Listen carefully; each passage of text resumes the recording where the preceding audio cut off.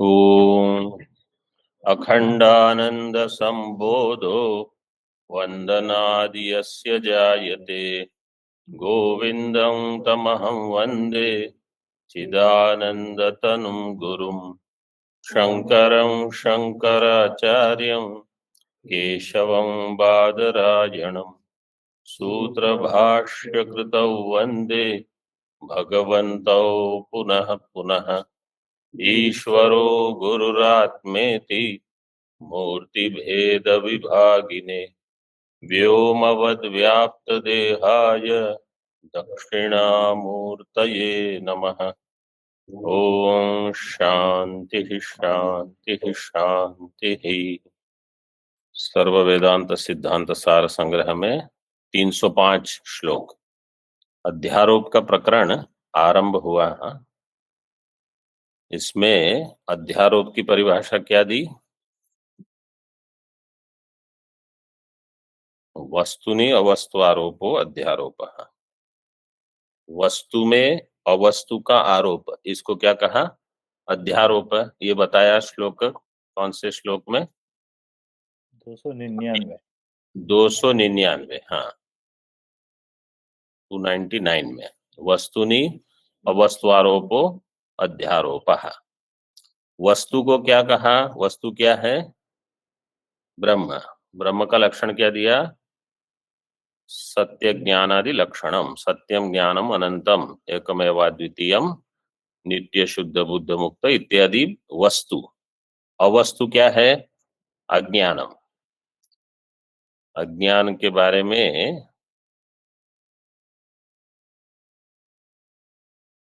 अभी बता रहे हैं। तो अज्ञान में दो लक्षण पहले अज्ञान के लिए बताया, जो अवस्तुआत्मक है और जो सत से भिन्न है, सद विलक्षणम, इसको कहा अवस्तु। वस्तु और अवस्तु, वस्तु है ब्रह्म, अवस्तु अज्ञानम जो सत से विलक्षण है, एक दिया। दूसरा दिया जो जगत के अध्यास का कारण है, अवस्तु संगीतम यत तद जगत अध्यास कारणम, दो लक्षण बता दिए। ठीक है। और 304 में कहा यह सदसद्भ्याम अनिर्वाच्यम त्रिगुणात्मकम, और वस्तु के ज्ञान से इसकी व्यावृत्ति होगी। वस्तु तत्व अवबोध एक बाध्यम, वस्तु तत्व के ज्ञान से इसका बाध हो जाएगा। अब आगे देखिए 305। मिथ्या संबंधतस्तत्र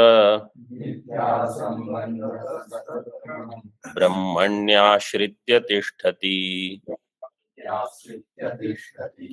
मणौ शक्तिर्यथा तद्वन् नैतदाश्रय दूषकम्।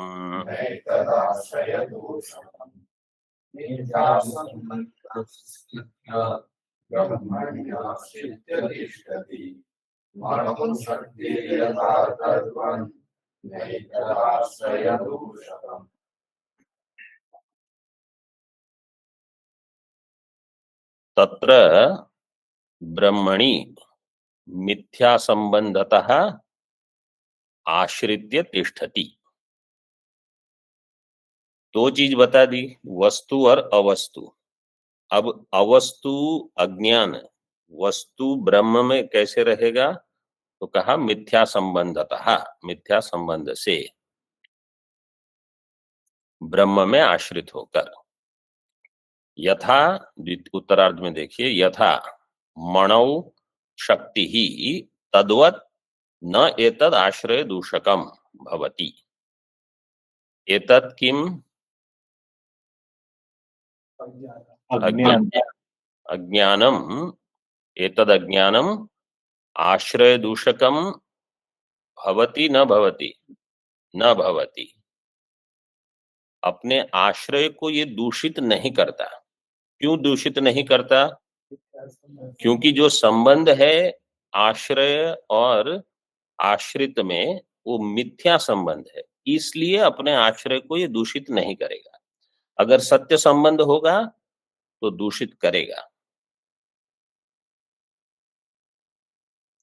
दृष्टांत दिया, यथा मणौ शक्ति ही, मणि में जो शक्ति होगी वो मणि को दूषित नहीं कर सकती, मतलब मणि को प्रभावित नहीं करेगी। जैसे सूर्यकांत मणि का दृष्टांत अगर हम ले तो सूर्यकांत मणि में शक्ति है दाहक की, वो दहन करेगा, लेकिन वो मणि को नहीं जला देगा, वो अन्य किसी को जलाएगा। इसी प्रकार जैसे कहीं मणि में कुछ किसी को भ्रमित करने की शक्ति हो सकती है, तो मणि को भ्रमित नहीं करेगी, अन्य किसी को भ्रमित कर सकती है, ऐसे। लेकिन वहां मणि और शक्ति में मिथ्या संबंध हो ये आवश्यक नहीं है। ये केवल दृष्टांत में केवल इतना ही अंश लेना है कि ये अवस्तु अपने आश्रय वस्तु को दूषित नहीं करती, बस केवल इतने अंश में ही साम्यांश है। मिथ्या संबंध है वो आवश्यक नहीं है। टीका में देखिए, एतदज्ञानम उक्त लक्षण विशिष्टम। टीका देखिए, एतदज्ञानम उक्त लक्षण विशिष्टम मिथ्या संबंध, तो मिथ्या संबंध का समास विग्रह किया, मिथ्या च असौ संबंधश्च इति मिथ्या संबंधस, तस्मात् मिथ्या संबंधतः ब्रह्मणि आश्रित्य तिष्ठति। मिथ्या संबंध के होने से ब्रह्म में वो आश्रित रहकर रहता है। मतलब कर्मधारय समास किया है, जो मिथ्या भी है और जो संबंध है। जैसे जो संसर्ग है और संबंध है उसको कहा जाएगा संसर्ग संबंध। जो समवाय है और संबंध है तो वो समवाय संबंध है। ये क्या है? बोले ये मिथ्या है और संबंध है, इसलिए मिथ्या संबंध है। यथा मणौ, सूर्यकांत मणौ शक्ति ही दहन सामर्थ्यम आश्रय दूषकम, आश्रयस्य दूषकम पांसकम विकारजनकम न भवति। दूषकम के लिए एक अन्य शब्द है पांसकम। आश्रय को वो दूषित नहीं करती सूर्यकांत मणि की शक्ति। तद्वद अज्ञानम स्वाश्रयस्य ब्रह्मणो दूषकम न भवेद इत्यर्थः। इसी प्रकार अज्ञान अपने आश्रय ब्रह्म को दूषित नहीं करेगा। आरोपितम नाश्रय दूषकम भवेत इति, ये विवेक चूड़ामणि में है शायद। आरोपितम नाश्रय दूषकम भवेत, एक पाद है ये। ठीक है, उसमें देखने की आवश्यकता नहीं है। मुझे बताइए, ब्रह्म सूत्र के जो विद्यार्थी हैं, ब्रह्म सूत्र में ऐसी कोई पंक्ति आई भाष्य में, अध्यास भाष्य में?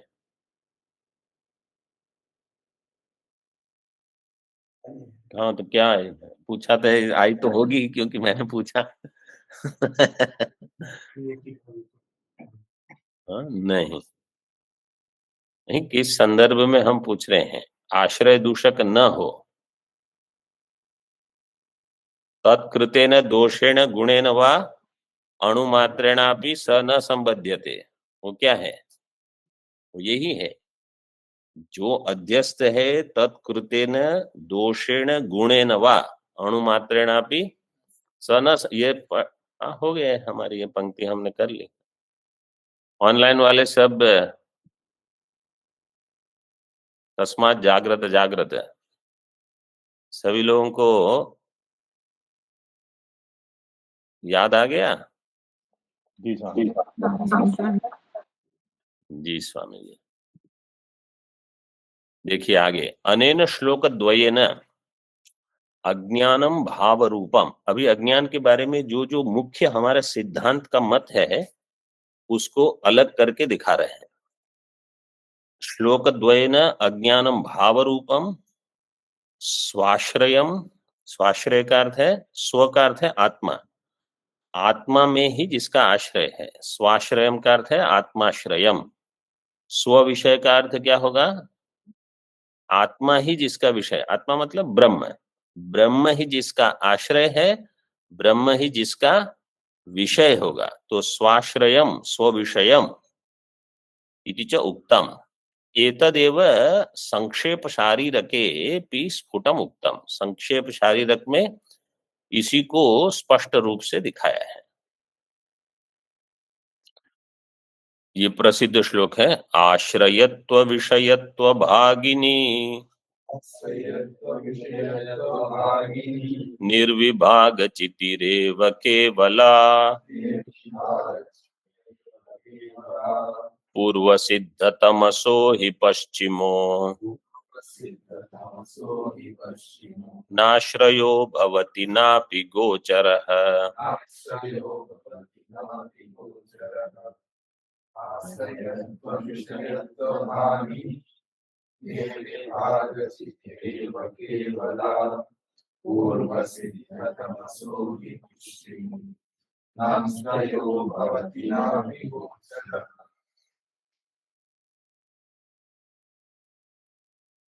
आश्रयत्व विषयत्व भागिनी निर्विभाग चिति ही एवं केवला। केवला चिति ही, शुद्ध चैतन्य ही आश्रयत्व और विषयत्व भाग है। चिति स्त्रीलिंग है, इसलिए भागिनी।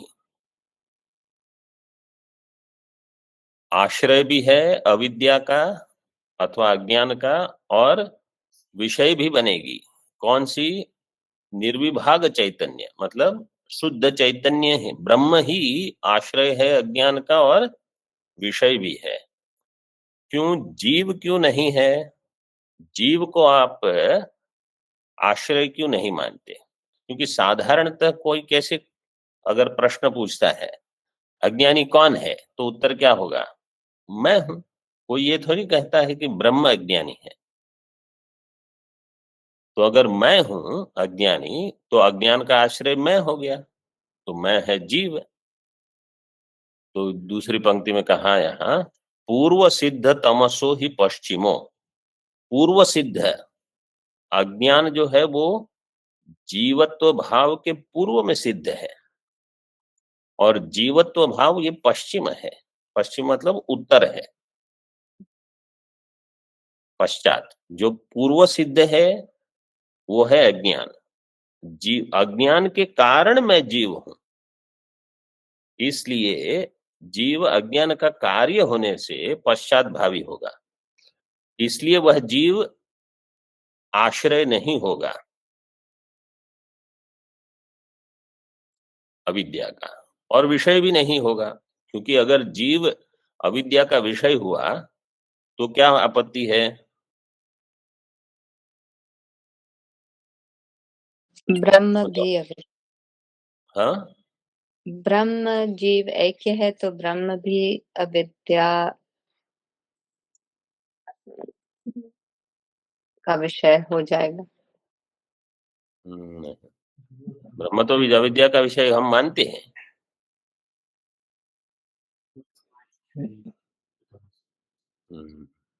जीव अविद्या का कार्य है। ठीक है, अगर अविद्या का विषय जीव होगा तो क्या आपत्ति होगी? कहें आप लोग अध्ययन कितने किए हो, समझो, इसको ठीक से समझ लो, कोई उत्तर देने की आवश्यकता नहीं। जीव अगर अविद्या का विषय हुआ,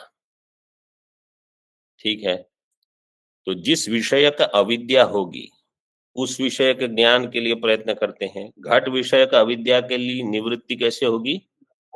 घट ज्ञान से। घट ज्ञान से घट विषय का अविद्या निवृत्ति होगी। तो जीव विषय का अविद्या होगी। जीव विषय का अविद्या की निवृत्ति किस ज्ञान से होगी? जीव के ज्ञान से होगी। तो ज्ञान क्या होगा उसका स्वरूप? जीवोहम। ठीक है, जीव विषय के ज्ञान से जीव विषय का अज्ञान की निवृत्ति होने पर ज्ञान का स्वरूप हो जाएगा जीवोहम। जीवोहम से मोक्ष होगा?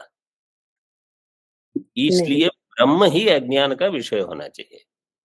तो ब्रह्म विषय का अज्ञान की निवृत्ति ब्रह्म विषय के ज्ञान से होने पर ज्ञान का स्वरूप होगा ब्रह्म, अहम अस्मि, मैं ब्रह्म। मतलब ये सिद्धांत बिल्कुल स्पष्ट होना चाहिए कि अज्ञान का आश्रय जीव क्यों नहीं हो सकता? ब्रह्म होगा। अज्ञान का विषय जीव क्यों नहीं हो सकता? ब्रह्म ही होगा।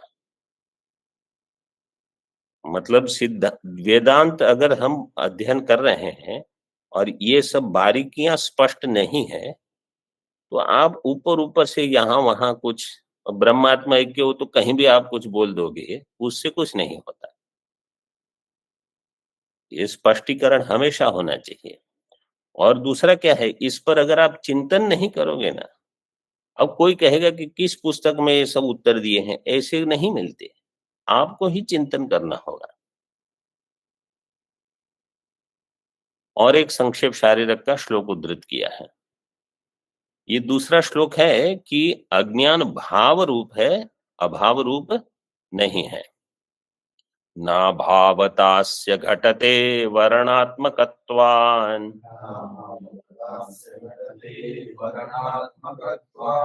ना भावमावरणमाहुरभाव शौण्डाः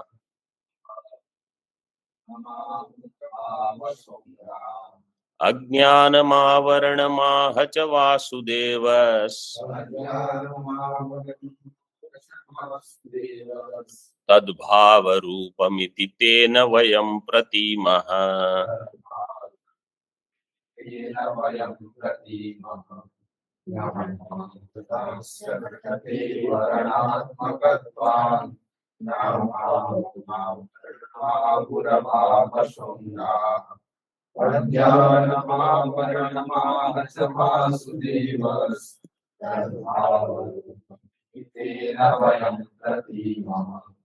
अस्य अभावता न घटते वर्णात्मकत्वात्। वर्ण का अर्थ है आवरण। अस्य कस्य? अज्ञानस्य। पूर्व श्लोक भी देखो 19, 20, 319, 320 दोनों क्रम के श्लोक है। अज्ञान पर ही विचार चल रहा है संक्षेप शारीरक में। आवरणात्मकत्वात् अस्य अभावता न घटते, क्योंकि ये कुछ कार्य कर रहा है। क्या कार्य कर रहा है अज्ञान? आवरण रूपी कार्य कर रहा है। आवरणात्मक होने से ये अभाव रूप हो, ये घटेगा नहीं वहां। और न अभावम आवरणम आहुहु अभाव शौंडाः। अभाव शौंडाः, शौंडा मतलब विद्वान। जो अभाव के विद्वान है, अभाव के जानकार हैं, वह अभाव को आवरणात्मक मानते हैं कि नहीं मानते हैं?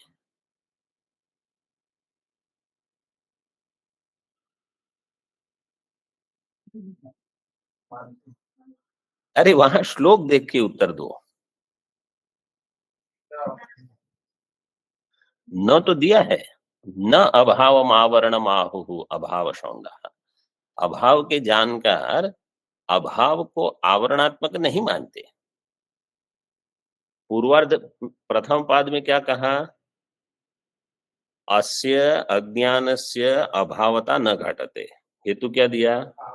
ये क्योंकि आवरण स्वरूप है, इसलिए वो अभाव नहीं है। द्वितीय पाद में क्या कहते हैं कि जो अभाव के जानकार हैं, वो ये नहीं कहते कि अभाव आवरणात्मक है। क्यों? अभाव के जानकार ये न्याय वाले, वो कितने प्रकार के अभाव मानते हैं? 4 प्रकार। इन 4 में से प्राग भाव, प्रध्वंसा भाव, अन्योन्य भाव, अत्यंत, कौन सा आवरणात्मक है? ये चारों अभाव में से कोई आवरण रूप नहीं है। कोई प्राग भाव बताता है, सब तर्क संग्रह में लक्षण जो दिए हैं, कहीं आवरणात्मक लक्षण। तो आप कैसे कहोगे कि ये अज्ञान अभाव रूप है? ये बताया है। और भी एक देते हैं।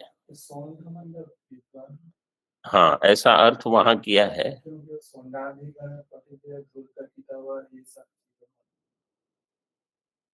तो इसके लिए वो इसमें देख सकते हो शब्द कोश वगैरह में, उसका कुछ अर्थ ऐसे ही होगा विद्वान के संबंध से। क्योंकि अभाव शौंडः ऐसे दिया है। अज्ञानम आवरणम आह च वासुदेवस, और भगवान वासुदेव उन्होंने कहा अज्ञान आवरण रूप है। उन्होंने कहा अज्ञान आवरण रूप है? गीता में।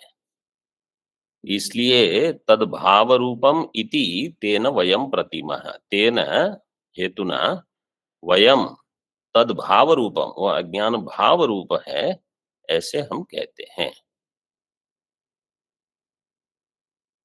वो कहाँ है वो आगे टीका में हमने दिया है, आप नहीं तो अपने आप ही सोच सकते हो, लेकिन यहाँ टीका में दिया है आगे।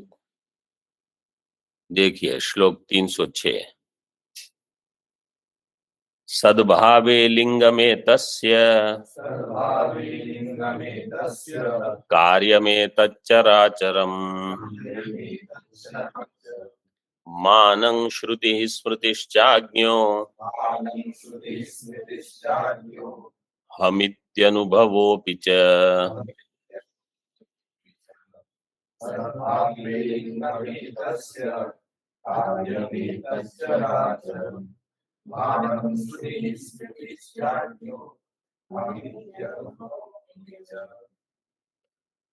एतस्य सद्भावे लिंगम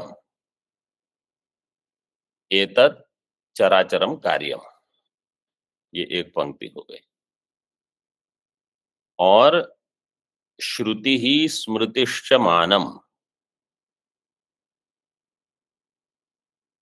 अहम अज्ञो इति अनुभवोऽपि च मानम।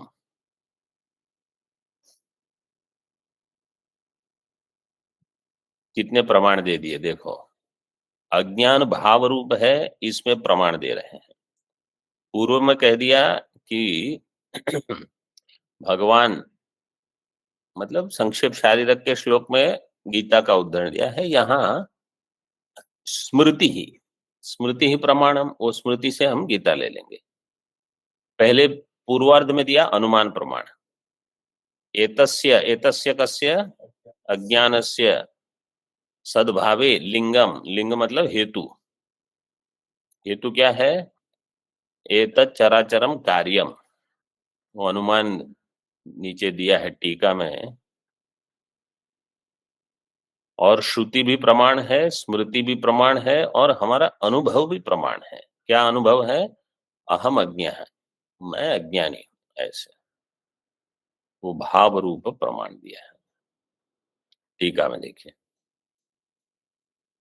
एतस्य अज्ञानस्य सद्भावे अस्तित्वे किम लिंगम उच्यते, एतत् चराचरम स्थावर जंगमात्मकम जगत कार्यम। इस अज्ञान के सद्भाव में, मतलब भाव रूप होने में, अस्तित्व में क्या लिंग है, क्या हेतु है? तो कहते हैं एतत् चराचरम स्थावर जंगमात्मकम जगत कार्यम। किम मानम, और क्या प्रमाण है? श्रुति ही अजामेकां लोहित शुक्ल कृष्णाम बह्वी प्रजा सृजमानाम स्वरूपा। ये अजामेकाम, ये अज्ञान का लक्षण है। अविद्या स्त्रीलिंग लोगे तो अजाम है, इसलिए अविद्या। कैसी है ये? लोहित शुक्ल कृष्ण रूपा, बह्वी ही प्रजा सृजमानाम स्वरूपा, जो अपने सदृश प्रजा की उत्पत्ति करती है। इसमें लोहित शुक्ल कृष्ण, इसमें सांख्य मत क्या है? सांख्य वाले कहेंगे कि लोहित से रजोगुण, शुक्ल से सत्वगुण, कृष्ण से तमोगुण लेकर त्रिगुणात्मक कहोगे। तो हम कहेंगे कि त्रिगुणात्मक अगर है तो त्रिगुणात्मिका माया जिसको हम कहते हैं, जो ब्रह्म के आश्रित है, ब्रह्म के आश्रित, ये मत हो जाएगा। अगर आप कहोगे कि उपनिषद में इसका कहाँ समर्थन है, तो उपनिषद में लोहित से आप लोगे तेज, शुक्ल से जल और कृष्ण से पृथ्वी। तो तेजोबन सृष्टि छांदोग्य के 6ठे अध्याय में जो कही है, ब्रह्म सूत्र में ऐसे विचार हुआ है। तो लोहित शुक्ल कृष्ण से त्रिगुणात्मक लोगे तो माया अधीन, ये अर्थ करना पड़ेगा। और अगर सीधे उपनिषद से लोगे तो तेजोबन सृष्टि जो है वो वास्तव में 3 वहां तत्व दिए हैं, महाभूत, और 2 जोड़ के पंच महाभूतात्मक सृष्टि, उसकी प्रजा। ऐसे तो भाव रूप हो जाएगी, क्योंकि वो भाव रूप वस्तु ही किसी अन्य की उत्पत्ति कर सकती है। अभाव रूप वस्तु किसी की उत्पत्ति कहां करेगी। स्मृतिश्च, देखो अभी भगवता वासुदेवेन उक्ता अज्ञानेन आवृतम ज्ञानम तेन मुह्यन्ति जन्तवः। पूर्व पंक्ति क्या है? नादत्ते कस्यचित् पापं न चैव सुकृतं विभुः अज्ञाने। नादत्ते कस्यचित् पापम न चैव, जिनको सब चीज मतलब बुद्धि में तुरंत नहीं स्फुरण होती है तो उसको सब नोट करते रहो, नहीं तो फिर क्या होगा, फिर से जब आप पढ़ोगे तभी वही होगा, फिर से वो याद नहीं आएगा, केवल उतना पढ़ के आप आगे निकल जाओगे। अज्ञानेन आवृतम ज्ञानम तेन मुह्यन्ति जन्तवः। तो वहां भाव रूप है, ये कहाँ कहा? आप ये उदाहरण दे रहे हो कि अज्ञान भाव रूप है, वहां कहाँ कहा भाव रूप है?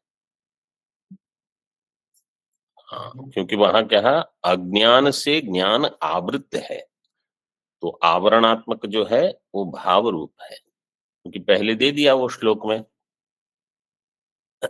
नाभावतास्य घटते वर्णात्मकत्वात्, आवरणात्मक होने से ये अभाव रूप नहीं होगा, क्योंकि अभाव किसी को ढकता नहीं।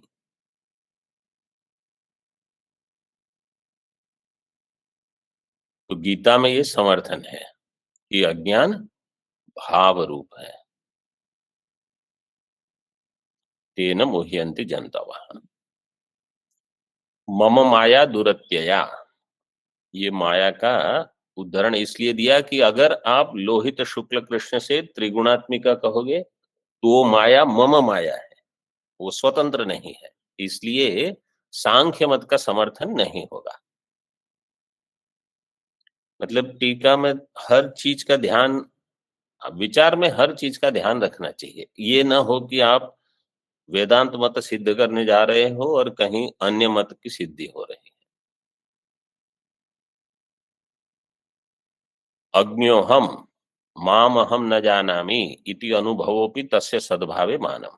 इस प्रकार का अनुभव कि मैं अज्ञ हूं, मैं अपने को नहीं जानता, मतलब मैं अपने आप को ब्रह्म रूप से नहीं जानता, इस प्रकार का अनुभव उसके सद्भाव में मान है, प्रमाण है।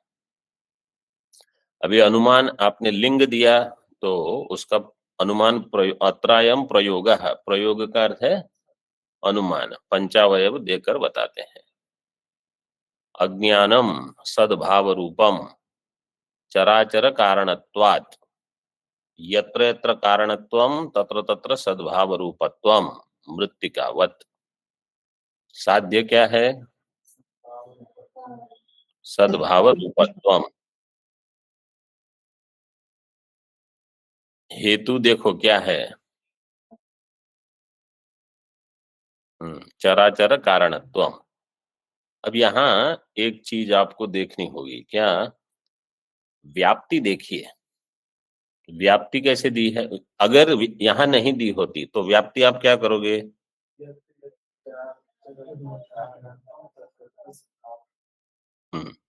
यत्र यत्र, ठीक है, आप ऑनलाइन वाले सुने सब? यस स्वामी जी। यत्र यत्र चराचर कारणत्वम तत्र तत्र सद्भाव रूपत्वम, ये व्याप्ति कहाँ मिलेगी आपको? व्याप्ति क्या आपने क्या बताई? यत्र यत्र चराचर कारणत्वम तत्र तत्र सद्भाव रूपत्वम। चराचर कारणत्व आपको कहाँ मिलेगा?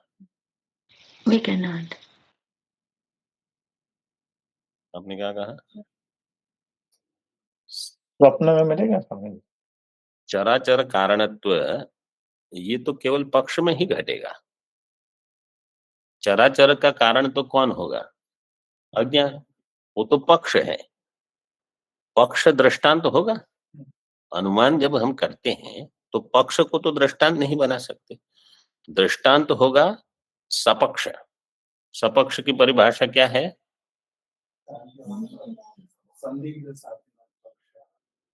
सपक्ष की परिभाषा निश्चित साध्यता निश्चित साध्यवान सपक्ष। सपक्ष निश्चित साध्य, अब निश्चित साध्य सद्भाव रूपम, तो सपक्ष दृष्टांत क्या बनेगा?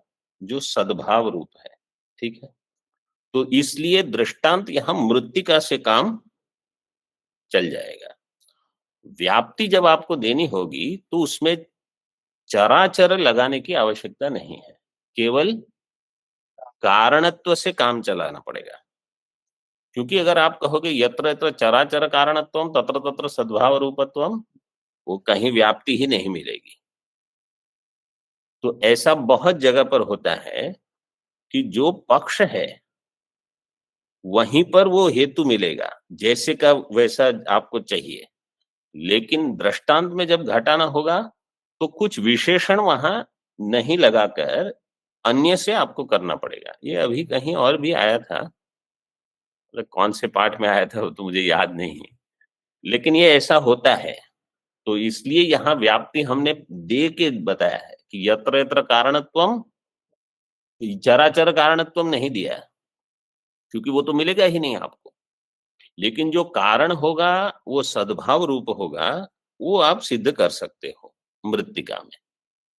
तो इसी तरह जो वहां चराचर के बदले घट दे दो, यत्र यत्र घट कारणत्वम तत्र तत्र सद्भाव रूपत्वम, यत्र यत्र पट कारणत्वम तत्र तत्र सद्भाव रूपत्वम।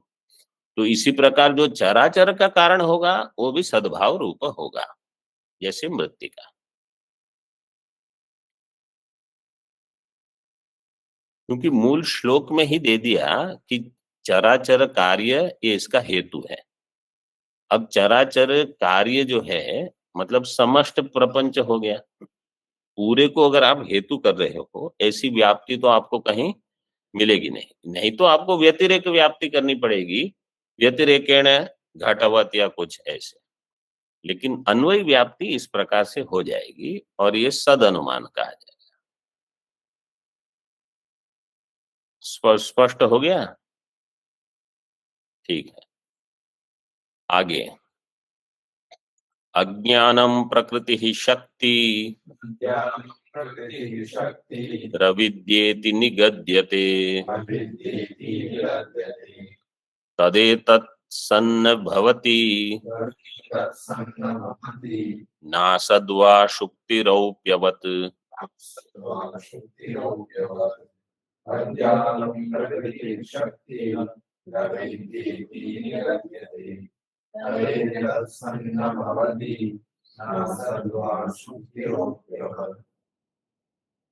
अज्ञानम, इसके अलग अलग नाम दे रहे हैं। अज्ञानम प्रकृति ही शक्ति ही अविद्या इति निगद्यते।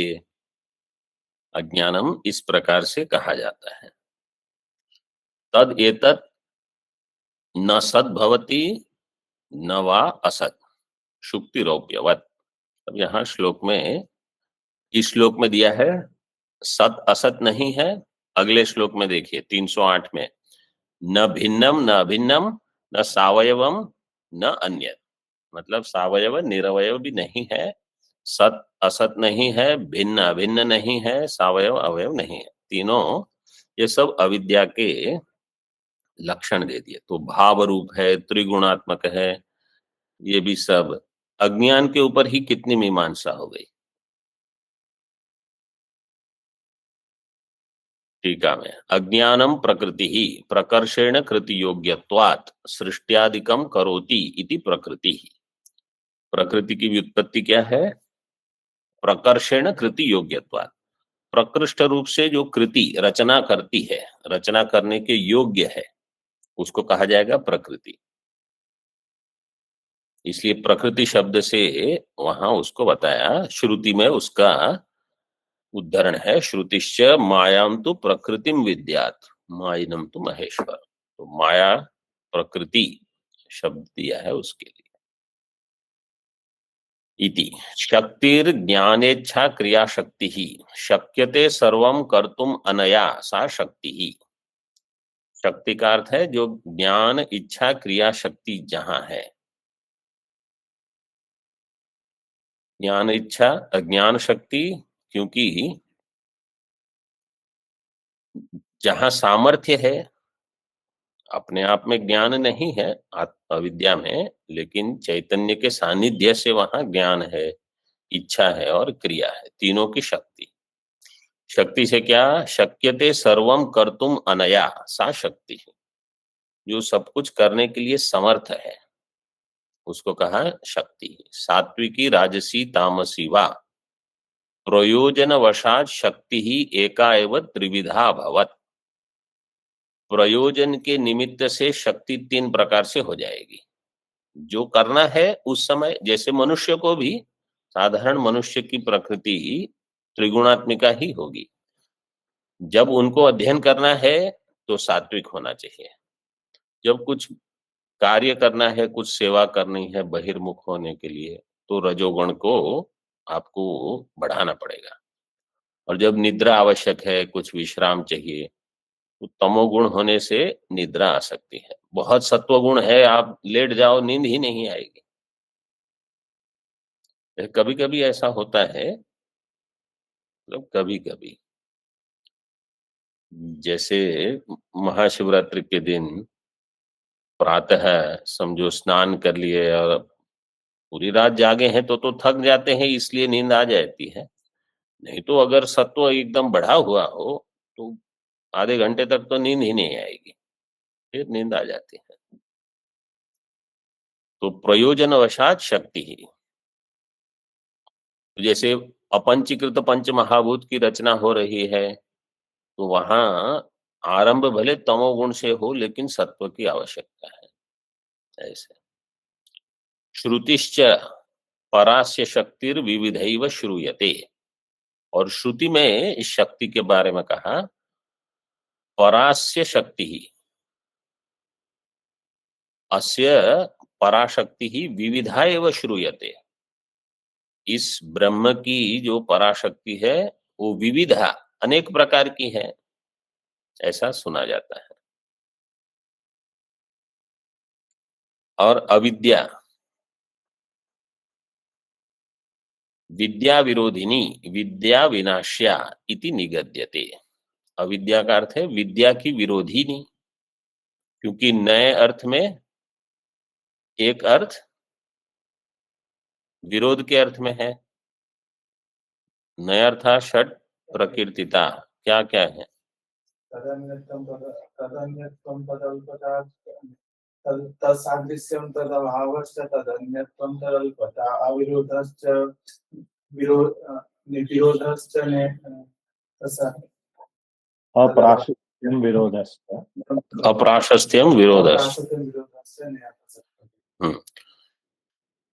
तत्सादृश्यम अभावश्य, द्वितीय जो है वो अभाव, तत्सादृश्यम अभावश्य तदन्यत्वम तदल्पता। अल्प में भी नए शब्द प्रयोग होता है, यहाँ विरोध के अर्थ में, विद्या की विरोधी।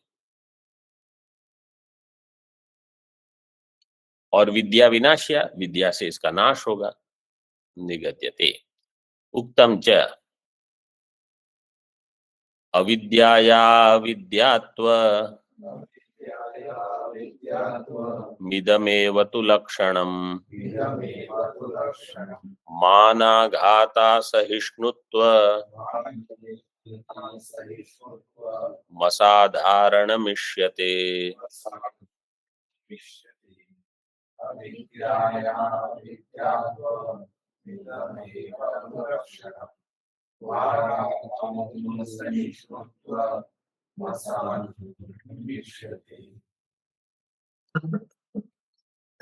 ये श्लोक जो है ये है संबंध वार्तिक का। बृहदारण्यक वार्तिक में जो भगवान भाष्यकार का बृहदारण्यक उपनिषद पर संबंध भाष्य है, मतलब उपनिषद मंत्र की व्याख्या करने के पहले, वो 3-4 पृष्ठ का है शायद, टीका को लेकर। वो 3-4 पृष्ठ पर सुरेश्वराचार्य जी ने 1080 श्लोक लिखे हैं। उसमें से ये एक श्लोक है, 181 नंबर दिया है। मतलब उन्होंने वहां कर्म की बहुत मीमांसा करके बहुत कुछ विस्तार से दिया है। अन्य कुछ कुछ भी बताया है। अविद्यायाः अविद्यात्वम इदम एव तु लक्षण। अविद्या का अविद्यात्व क्या है, ये प्रश्न कोई करेगा। आप अविद्या अविद्या कर रहे हो, अविद्यात्व है क्या? मानाघात असहिष्णुत्वम, मान के आघात को सहन नहीं करने वाली है अविद्या, ये उसका असाधारण लक्षण हो गया। मानाघाता सहिष्णुत्वम, मान का अर्थ है प्रमाण। प्रमाण, माना में 2 खंडाकार कर दीजिए और असहिष्णु में 1, मतलब मान आघात असहिष्णुत्वम। मानानाम आघात मानाघात तस्य असहिष्णुत्वम असाधारणम लक्षणम। प्रमाण के आघात को सहन नहीं कर सकता अथवा सहन नहीं कर सकती अविद्या।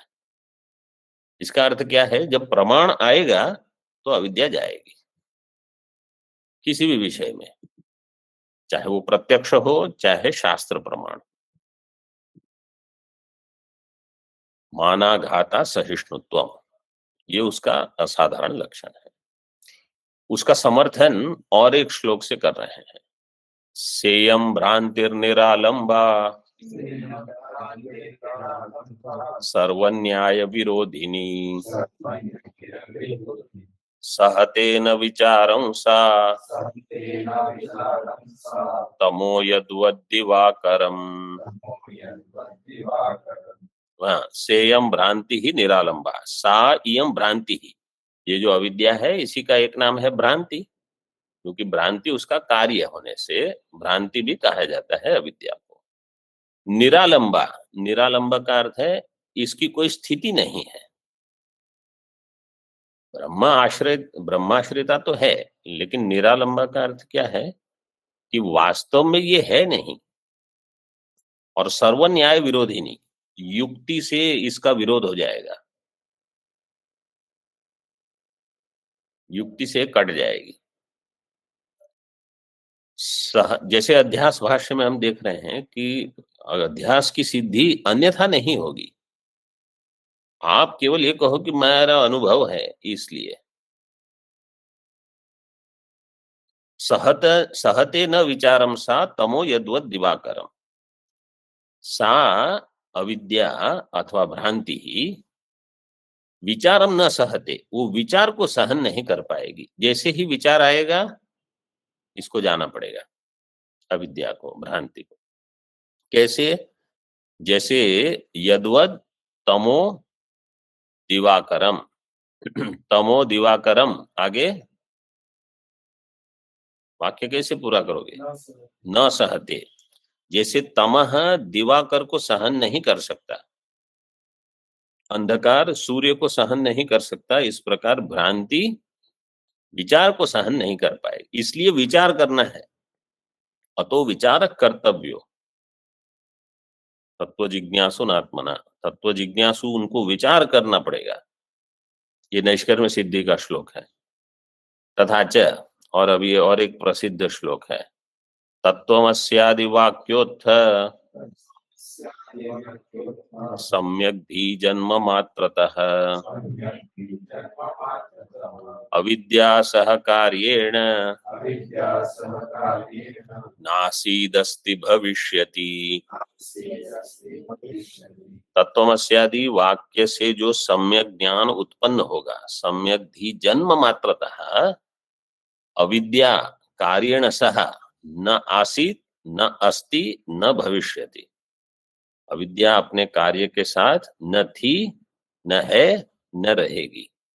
केवल तत्वमस्यादि महावाक्य से जो ज्ञान उत्पन्न होगा, अब चाहे वो केवल एक बार के श्रवण से हो, चाहे 108 बार श्रवण करना पड़े, मनन करना पड़े, जो भी आपका है, लेकिन ज्ञान से ही उसकी निवृत्ति होगी।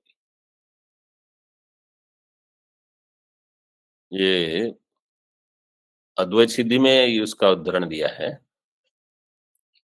तदेतद अज्ञानम, ऐसा जो अज्ञान है, शुक्ति रौप्यवत, सुक्तौ रौप्यवत अध्यासेन प्रतीयमान रौप्यवत न सद्भवति न वा असद्भवति इत्यर्थः। ऐसा जो अज्ञान है, सुक्ति रौप्यवत, सुक्तौ रूप्य का अध्यास होने पर न सदरूप है न असदरूप है। इसकी व्याख्या पहले हो चुकी है, इसलिए टीका में कुछ विस्तार नहीं किया। ये हुई थी 304 में, जब कहा सदसद्भ्याम अनिर्वच्यम। उस श्लोक में न सद न असद इसकी व्याख्या हो चुकी थी। ये अहम, मतलब वहां प्रश्न ये है कि इसकी उत्पत्ति कहाँ से होती है। अविद्या के बदले वहां प्रश्न क्या है कि अहंकार की उत्पत्ति कहाँ से होती है। तो अहंकार की निवृत्ति मतलब विचार से ही इसकी निवृत्ति होगी। आपको प्रश्न करना पड़ेगा कि ये अहम कौन है। ओहम, ओहम कुतो हम, ऐसे यहां तक रखते हैं। ओम पूर्णमदः पूर्णमिदं पूर्णात् पूर्णमुदच्यते पूर्णस्य पूर्णमादाय पूर्णमेवावशिष्यते। ओम शांति शांति शांति। शंकरं शंकराचार्यं केशवं बादरायणं सूत्रभाष्यकृतौ वन्दे भगवन्तौ पुनः पुनः।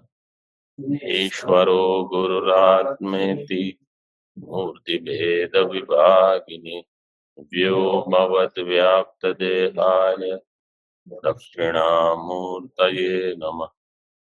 ओम शांति शांति शांति।